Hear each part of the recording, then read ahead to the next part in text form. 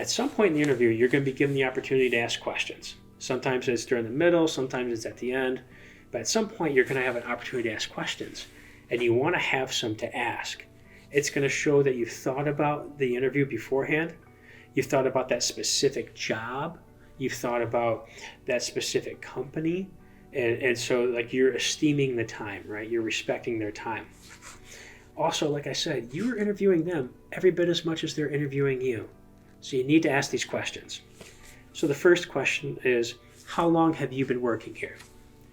That's a bridge building question. It builds rapport with your interviewer. So I've been here about 15 years. Wow, that's a long time. Yeah. What do you like about it?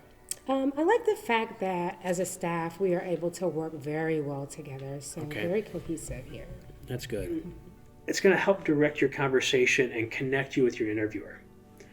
The next question is, what do you like about it? That's a company culture question. Like, hey, why do you stay here, right?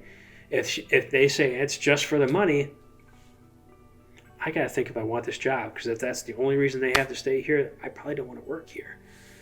But if they say something like, wow, it's because they're always giving to charity, or they have casual Friday, or they're giving great Christmas bonuses, you're going to learn about the company. The third question is, what are the toughest parts of the job? And that's a real question that you want to ask. I think one of the toughest things is just the safety concerns. I mean, this is a financial institution, so there is always the concern that we could possibly be robbed. That would be so hard. Yeah, it would be. So that's the deal breaker question. If the toughest part of the job is too high a price for you to pay, it's okay to walk away. It's okay to leave that job. You don't want to do something that's going to destroy your life or your family or whatever, right? So know that. It's okay to ask questions about money. And it's okay to ask questions about benefits and all the other perks of working there. You want to know those things so that you can make an informed decision. Sure. So the position starts out at $80,000. It's a salary position. Okay. We offer health insurance, medical, dental, vision. Good. We offer life insurance as well, life insurance packages. So yeah, we have our personal time off. We have sick time. All of those are included as well. Sounds like you got it all then. That's what I need to know. So if you do job development right, if you're looking for a job and if you do it right, you're going to have multiple interviews every week. You want to make sure that you don't forget which compensation goes with which job.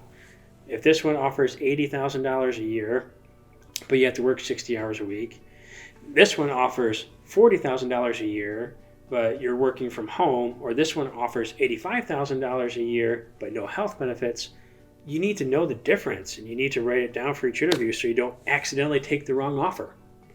That would be awful. So you want to know and have these things written down. The other question, and this is probably the most important question to ask in an interview, and that is, what's your time frame for making a decision? Seems like a simple question, not aggressive. Why is it the most important question in an interview? It's because of this. So when you're in an interview and you get to the end, if you ask them, hey, can I give you a call to see how things are going? They're going to tell you no. They're going to say, no, we'll call you. But if instead you say, what's your time frame for making a decision? And they say, oh, we should have a decision made about 2 weeks. So as 2 weeks approaches, maybe just before or just after, you can give them a call and say, hey, this is Dan. I just want to check in on the interview status and see how things are going. I know you told me it'd be about 2 weeks, and so I wanted to give you a call. You have cultural permission to give a call then, because they told you they would call you and let you know within 2 weeks. And if they haven't, it's perfectly okay for you to call. So we're thinking probably within the next 2 weeks we should be making a decision. Good. Thank you.